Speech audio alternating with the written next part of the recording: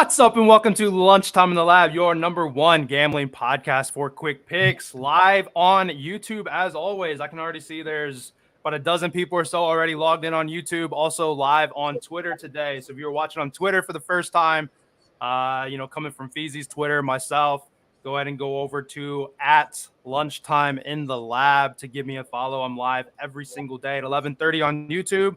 I only go live every other day on Twitter. But my guest today needs no introduction. Feezy and I have gone back for, man, it's like a couple years now, it seems like. I mean, we've been boys for a little bit, never met each other in person, but still text, on the regular and everything like that. But Feezy, for those of you that don't know who you are, you want to give yourself a brief little intro. Yeah, first and foremost, I appreciate you having me on. We've done something before and it's been great. So just for those who don't know me, my name's Feezy. I give MMA bets, mostly UFC. I dabble in some Bellator and PFL picks. But yeah, for the most part, I do UFC picks. I've been doing it, I want to say professionally for about 2 years. I counted 2 years. So it's been a wild ride, man. It's one of the most stressful jobs in the world, I'm sure, as you know, but it's one of the most fun jobs in the world. So I appreciate you having me on, and I got some pretty solid straights to get out today. So hopefully those cash, and hopefully we sweep the whole board today. Yeah, there we go. Looking for a 6-0. I'm going to do 3 plays. Feezy will have 3 plays, kind of like normal. So the show won't be too long. I won't have any graphics like normal because I thought it might kind of come up a little weird or everything like that. So in the chat, though, I can see comments from YouTube, and I can also see the comments that are coming in from Twitter. Some of those I can pull up right here. Positive vibes. Billy Q tonight. I can't see Adam says there. But before we get into it, though, Feezy, where are we fighting at? In the U.S., right? Yeah, we're in the U.S. today. We're in the Apex, Vegas. Love-hate relationship with the fights in the Apex, but what can you do? Personally, I would love for them to start going to town like they used to, but they got the Apex. Dana White doesn't want to spend any money to fight outside of it, so for now, we're in the Apex. But in case people didn't know, when they fight in the Apex, that octagon is much smaller than your traditional octagon that they use when you go fight in a pay-per-view or like somewhere out of Vegas. So that plays a huge factor in a lot of these fights.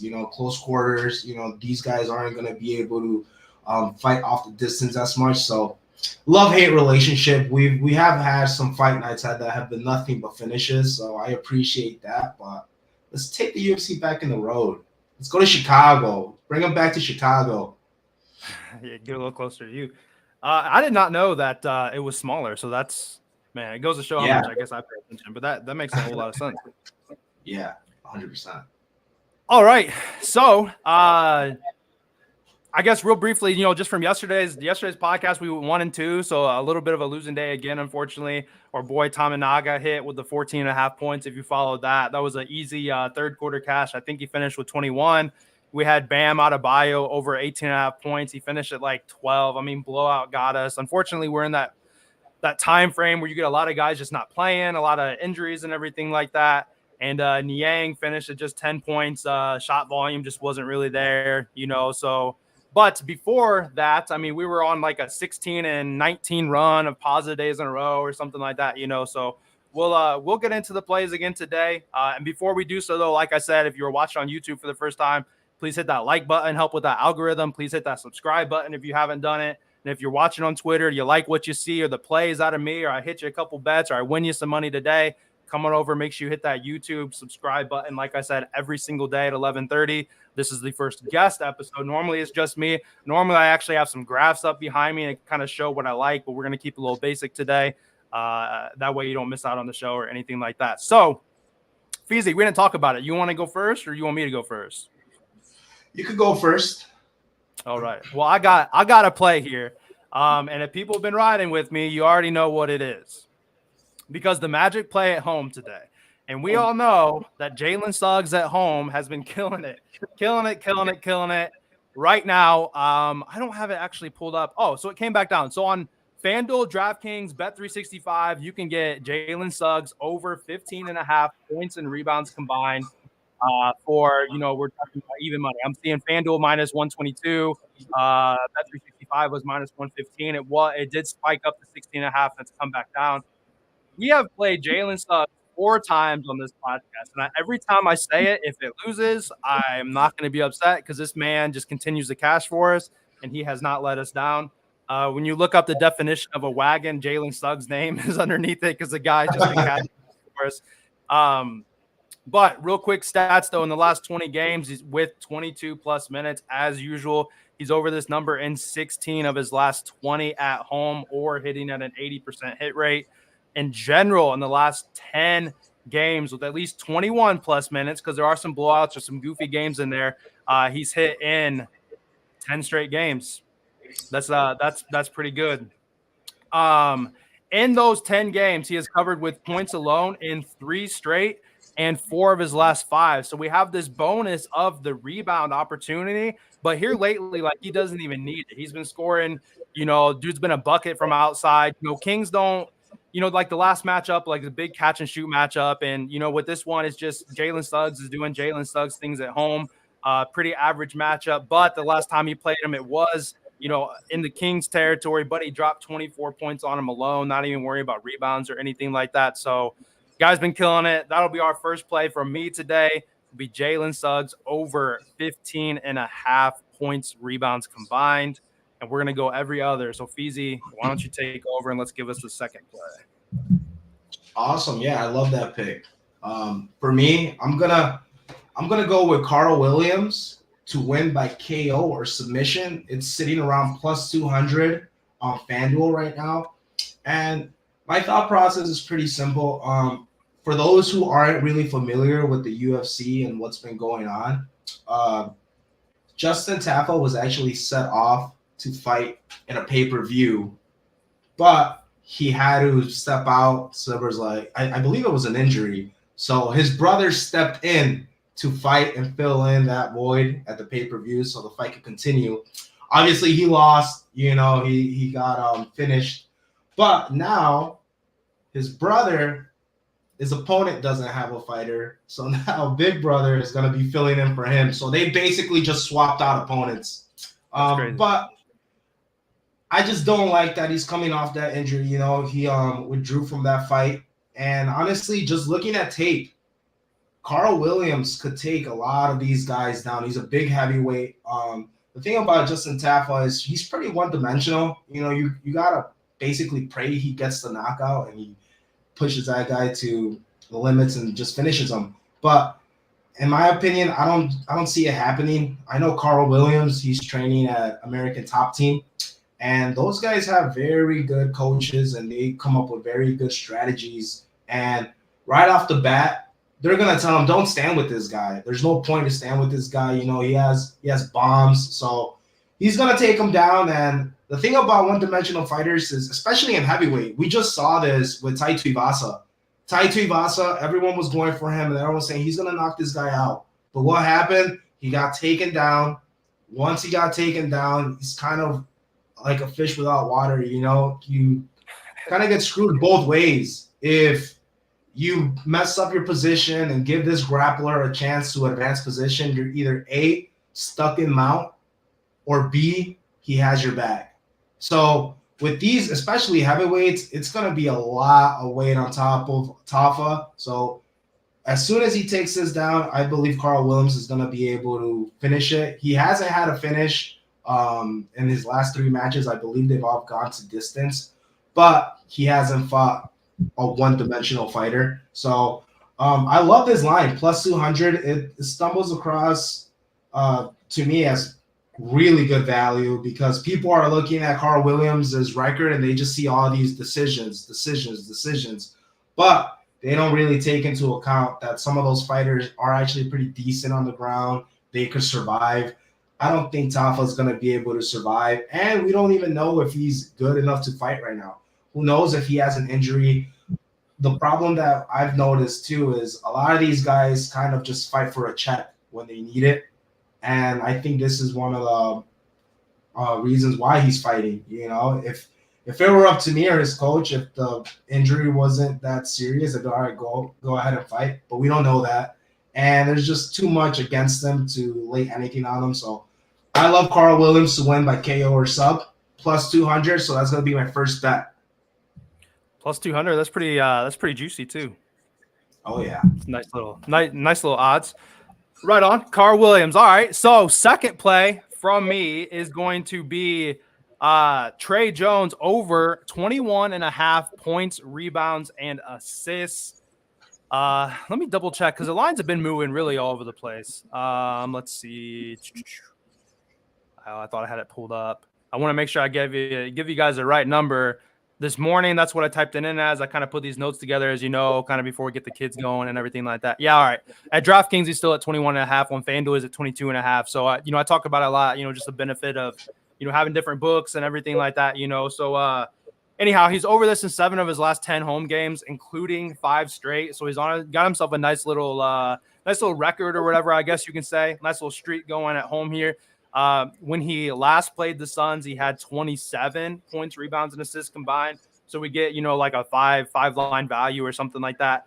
Suns defense in the last 15 games, they're giving up the second most points to position, average rebounds, and they're giving up the most assists. I almost went with the points and assist line, but I kind of like having that little extra advantage of having the rebounds in there, as the guy is just kind of all over the place. And you just take your guards against the Suns. Like, they've been so soft. He's been seeing a lot more minutes too. I mean, let's see. Let me see here. I lost my notes. He's been seeing more minutes as of late with 32 plus minutes in 5 straight games. So if you were to break it down, just kind of take it a step farther, look at him with 30 plus minutes, and his last 10 games with 30 plus minutes, he's over in 8 of them, and he's like flying over them. So he's been playing heavy minutes. This is a spread of, I think it's like 8.5, 9.5, something like that. So, there is a little bit of like a blowout like potential or something like that. But the Suns have not been playing good ball. Even at home, they haven't been playing very good. And if I'm not mistaken, the Spurs have stolen away 2 of them in this series. So maybe they come out and, the Suns are a little more on fire, but I mean, the Spurs have proven that they can hang close, keep it tight, and he's been putting up big minutes. And with that matchup that he has against, the inefficiencies of the defense that the Suns have, super solid spot, I think, for, Trey Jones over 21.5 points, rebounds, and assists. As long as he's making his shots, I think we should have a pretty good chance of going over this number. Feezy, number 2. All right, number 2 for me. Just looking at this card, there's a lot of dogs in here that have tons of value. One of the most important things, if you guys ever stumble across wanting to do research in MMA and do research on picks at all, look at their previous fights. That's literally, there's no other secret. It's literally nothing but tape study. And going back, I don't understand how Jarno Aarons is the underdog against Stephen Guyan. I have a rule. I try to fade most of these Contender Series guys because, a lot of these guys are just too young and too green to make it into the UFC. And we've seen that before where they look spectacular in the Contender Series and then they make their debut and it's kind of like, holy shit, this is the big leagues. So right. Honestly, this is what I see when I look at Stephen Nguyen's career. He's been in the Contender Series 3 times. He was there in 2019, 2021, and 2023. His first appearance, he lost via flying knee against Alan Cruz. Obviously, didn't get signed there. Then in 2021, he came back and fought Theo Rilligan, and won a decision there. Very lackluster decision. It was one of those fights where you could just tell like he's there just to win the decision, and like that's not what we're trying to see. We're trying to see finishes. We're trying to see you being one level ahead of your competition. Obviously, he won. Dana White still didn't give him a contract, so that should tell you enough. And in 2023, he came back. He actually got a finish in the second round against AJ Cunningham.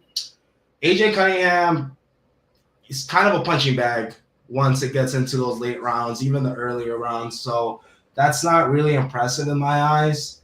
And I believe that's why the line is the way it is. But just looking at Jarno Aarons' career, he didn't come from the Contender Series. He was actually fighting in National Fighting Championship, UAE Warriors, Brave CF, and that's a promotion I personally give a lot of props to. You know, a lot of these Brave CF guys, they're savages, and when they come to the UFC, they usually do really good. But in his case, he's actually 0-2 in the UFC right now. But you got to realize who he's fighting. He fought two really good young UFC level fighters. First one being William Gomes, second one Seung Woo Choi. And in both of these fights, he had his moments. You know, with Gomes, I believe he almost had him in a triangle choke. He almost had it there. And with Choi, he landed a really devastating uppercut that almost put him away. So for those two reasons, and just the level of fighters that they are, even if it's a loss, it shows me like, okay, he could kind of compete with these UFC level fighters, and at any moment he could have gotten a win in either of those fights. It's just experience. And just looking at just the way he fights, he's very well rounded. He has a lot of power behind his strikes, and Stephen Ngai gets clipped. You know, if Aaron is able to land a strike pretty flush, he could put him on his ass. And just in general, he's well-rounded. He has some good wrestling, good grappling. And I think that's who's going to win this fight. It's going to be experience and going out there knowing, holy shit, if I lose this third one, I'm cut. That's a huge factor when you're betting on these guys. Stephen Ngai, you know, even though the pressure's on, this is going to be his first fight in the UFC. So the pressure's there, but not like Aaron's, where if he loses this fight, you know you're going to be potentially cut from the UFC. So I'm going to keep it simple here. Jarno Aaron's money line, it's sitting at like plus 136 on FanDuel right now. So that's what I'm going with. And I love that. I love that line. That's going to be my second pick. Yeah. Yeah. I told you my son was going to come in and visit. He came in and handed me a bag of chips. And I'm like, here, go, take it. You see this one on the screen? I got a question from Twitter. Any Usman leans, Feezy? Not at the moment right now. I looked at it. I don't know. You know, the thing about Usman is he does look better in each fight, but like all it is just him taking his opponent down and using his size and just trying to hold him down there for a few rounds. So I don't like really betting on guys like that. But also Mick Parkin, I think he's been super underwhelming from the time he came into the UFC. There was a pretty decent hype behind him when he debuted, but I don't see it. Usman, I think he's riding off of his brother's last name. He's just a scary-looking heavyweight. UFC loves that, but I don't think the skill's there. If you ask me, this is a great spot for Parkin to make a name for himself. I know he came into the UFC. He got a win over Jamal Pogues, which is kind of bottom barrel of the heavyweight division. Then he got another unanimous win against Chao Machado, which is another guy who's really nothing special. So I'm trying to see how Usman looks here. I do got to give him props that each time he does step out into the octagon, he does look better than he previously did. But there might be just too much of a gap between him and actual good heavyweight fighters. So if you ask me, I wouldn't lay more than a unit on Usman. So I'm not really hyped about him. There's plenty of other underdogs in there. I saw a lot of comments with Billy Q. I see him now. He's at like minus 108. I could have sworn he was like minus 150 at some point. So that line is great. If you guys want even money, I'd rather put my money on Billy Q than Mohammed Usman, to be honest. This is one of the fights where you kind of just sit back, watch the progress of Usman and Parkin, and that'll kind of give you the gist of, okay, where are these guys heading in their career? So long story short, I wouldn't lay much money on Usman. If you do, good bet. Usman by decision is probably pretty valuable right there also, since that's going to be his game plan, just trying to take him down and grind him out. Yeah, that Billy's at minus 104 right now. Yeah, and I believe he was like minus 154 last time I saw it. So that's tons of value. Yeah. What did you say the second? What was the second fighter we're going with? What was the play again? I wanted to write it down. Jarno Aaron's money line plus 136. JARNO ERRENS. Right on. All right. My third and final play. Hopefully we're getting a sweep today. Let me take this down here. Hey, I found a play though. It's juiced to hell. So I guess it really depends on how you guys want to play it. I'm gonna give it out like I do with a money line, feature with it. I tell you, it's scary. It's a gamble, but I mean that's why we do this though, right? Corey Kispert over 2.5 threes plus the Wizards money line. With 30 plus minutes played this year, he's hitting this number at an 82% clip. Wizards have a lot of injuries. He's been playing, more and more minutes. And I mean, he's been shooting the hell out of the ball too. With those injuries he's had, I mean, like his minutes have almost been going up. I forget what he averages, but it's been well over 30. So asking for 30 here recently isn't too much. So that's a pretty good hit streak when he's truly on the court and available to take those shots. If you don't look at any sort of minute requirements or anything like that, he's over this in 5 of his last 7 games. So even when he's playing under some of these minutes, when they were a little more healthy, he's still getting his shots up and he's still able to, land some of those. So he's played the Raptors twice though this year already. And he had 2 threes in both of those. So you look at that and obviously like that'd be a miss or, off a hook or whatever you want to call it. But in those games, like he wasn't starting, he wasn't getting like those full minutes. Like that was him kind of just coming off the bench and like throwing shots up like he normally does. I mean, this is a super high volume guy. And when he has this type of minutes, I mean, like the ball is going to fly and he's going to be giving these shots up.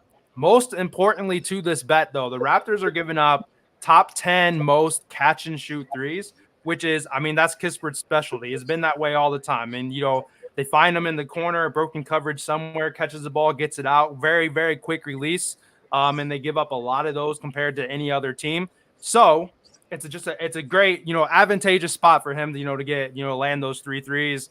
But like I said, I mean, you're looking at like minus like 145 or something like that on FanDuel. I'm kind of pulling up as I'm talking here, but minus 143. If you were to kind of cheat, it's even minus 140 if you looked at 3+. So that's why we're putting the money line on there. It comes out to plus 118 if you put the Wizards money line on there. They are, they're at home. They're a 6-point favorite. And if you look at the Raptors, they're going to be without, Quickly is a game time decision. He's got something, I don't know if it's something personal going on. He's been out a couple games for personal reasons. Trent's a game time decision, but they are without Scotty Barnes, without RJ Barrett, without Boucher, without Pirtle. I mean, like, honestly, tonight, they might have one starter playing from, a couple weeks ago. So they're very much, out of things. Jordan Poole's been hurt, but he's likely coming back. But they're still the Wizards are missing a lot of role players, which means obviously those starters are going to just play heavier minutes. There's not as many guys coming off the bench. It's very scary to back, potentially the 12 and 58, Wizards.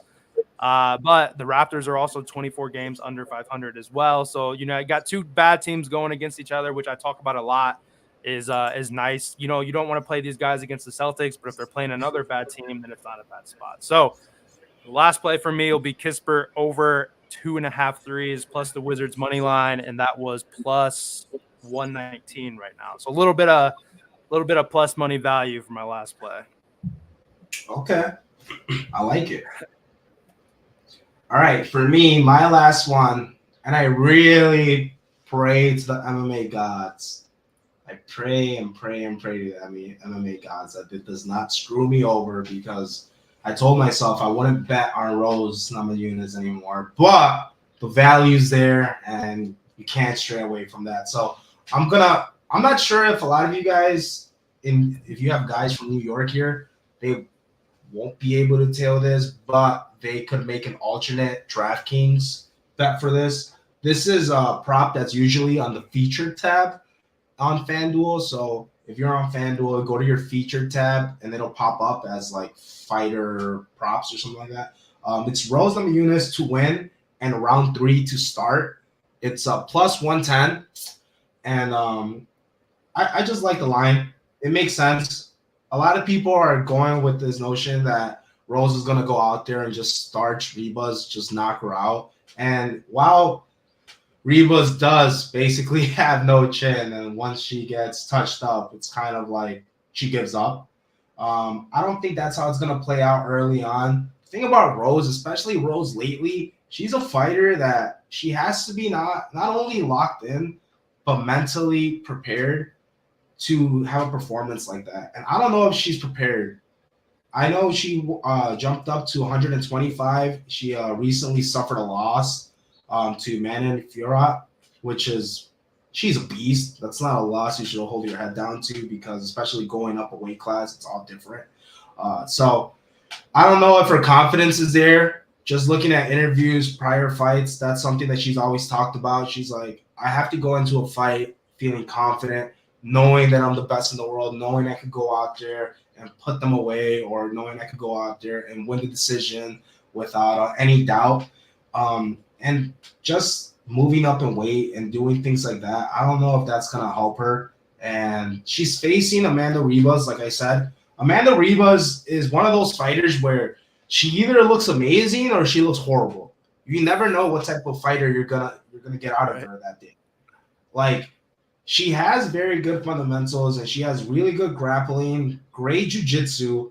But the thing about her is she starts getting comfortable and she starts keeping her hands down. And as soon as she gets touched up, it's like she forgot everything about striking defense. You know, she kind of just runs away from the punches, gets clipped, and just starts like looking at the ref like what's going on, you know, and you can't have that.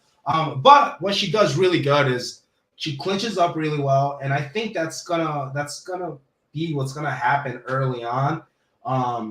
She's gonna want to take this and not get much of a distance because she's gonna get touched up. You know, Rose, she's a champion, she's an ex-champion, she knows what she's doing on the feet. So what she needs to do is clinch her, try to take this to the later rounds, and just try to win that way. But I don't think Ribas really has a chance of beating Rose. So what I'm aiming here is just get it to the third round. You know, Rose is gonna be out there. You know, she's gonna win in my opinion. I don't see her not winning here. But I do feel like we're gonna see a hesitant Rose early on. And once she kind of starts feeling herself and being like, okay, I'm way better than her, that's when we're going to see Rose really do what she does best, and that's take over the fight and just win. So that's going to be my third bet. Rose Namajunas to win in round 3 to start. Like I said, if for whatever reason on your FanDuel props you don't have that, you could go on to DraftKings, hit a same game parlay for the match, and just do Rose to win and over on the rounds. I believe they have like over 2.5 rounds, or you could even do the minutes. Each round has 5 minutes, so just go over 10 minutes, and it's essentially the same prop. So that's my final one. Just to recap for me, my first bet was Carl Williams to win by KO or sub, sitting at plus 200. My second one is going to be Jarno Aaron's money line at plus 136. And the last one, Rose Namajunas to win in round 3 to start at plus 110. I feel really good about all three, and I like our chances of sweeping the board tonight. Awesome. Hey, you know what? I was gonna recap mine and let you recap it. So you're directing the show here. You're doing a good job. All right. Well, hey, we're definitely taking it towards the bottom here. Those that are still in here, if you do have any extra questions or anything, drop the comment here real quick on YouTube for either of us. We can help answer a question about, NBA or MMA, Twitter as well. Like I said, if you are watching this on Twitter, either live or you made it this far, or you're watching on YouTube this far, make sure you give me a follow here at Live Joe Bets. Give Feezy a follow at FeezyFBaby, then an underscore at the bottom there. And then Baller, we'll recap for you here in a second.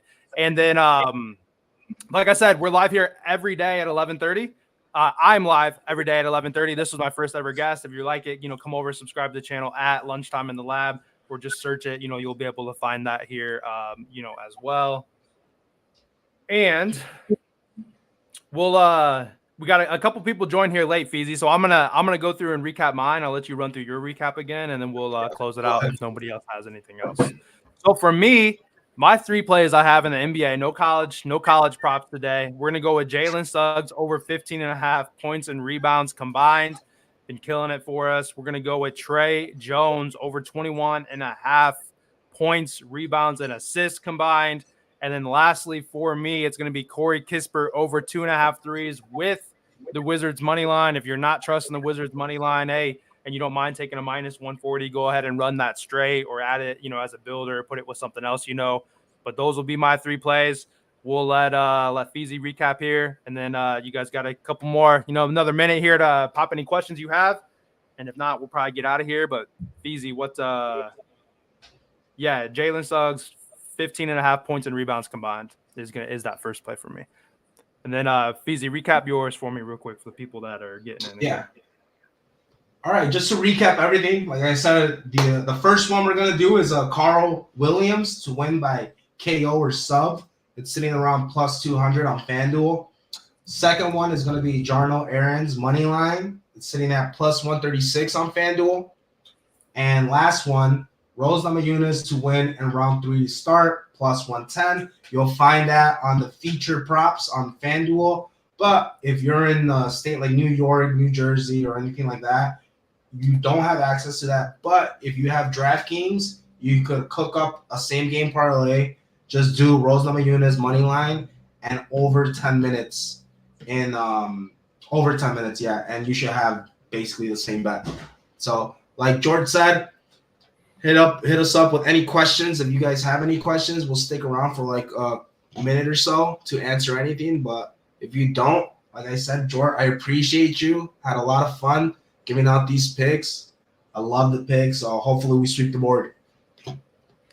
Yeah, a little 6-0. I might have to maybe put together a little parlay or something like that. That might be probably well over plus 1,000 because you got almost all years I think were plus money. I only had one plus money, but that's not my style for the most part.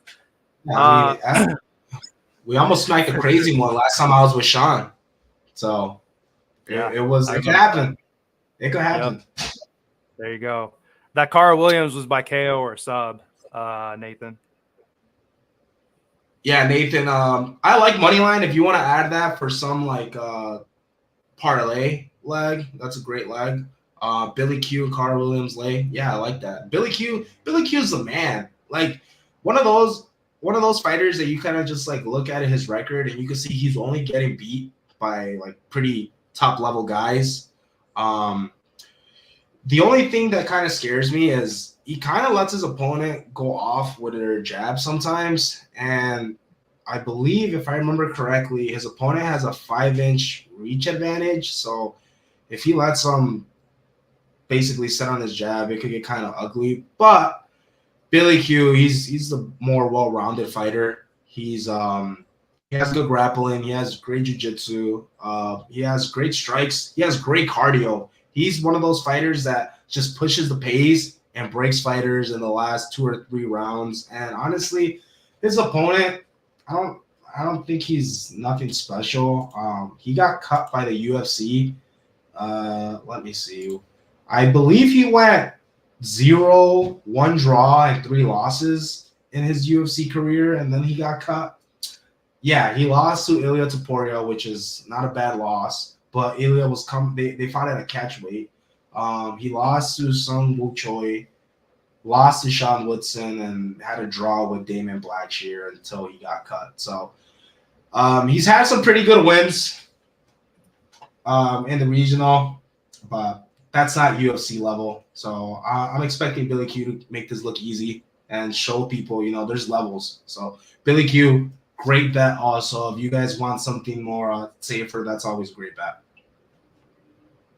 And we don't know if Usman's brother's a fraud yet. Like I said, every time you see Usman, while his fights aren't the greatest and the most entertaining, you cannot say that the guy is not improving. And, with his brother being Usman, I'm sure he's getting all of those tools to work on himself and become a better fighter. But as of now, I don't see anything special with Muhammad Usman. I think he's riding off of his brother's name. So take that as you wish. I wouldn't really lay much money on him if you do. So that parlay comes out to I don't think I have that option either on FanDuel. But if we were to take Rose, whatever the heck her last name is, just at the money line, 78 plus 7,800. That's pretty juicy. It's plus 7,800. Take that. But then you got to take Trey Jones over 22.5. DraftKings had it 21.5. But I mean, like, that's just one extra point. I might have to lock that in even just a track for the podcast. That way when I recap tomorrow, I'll know what we had or whatever, you know. So,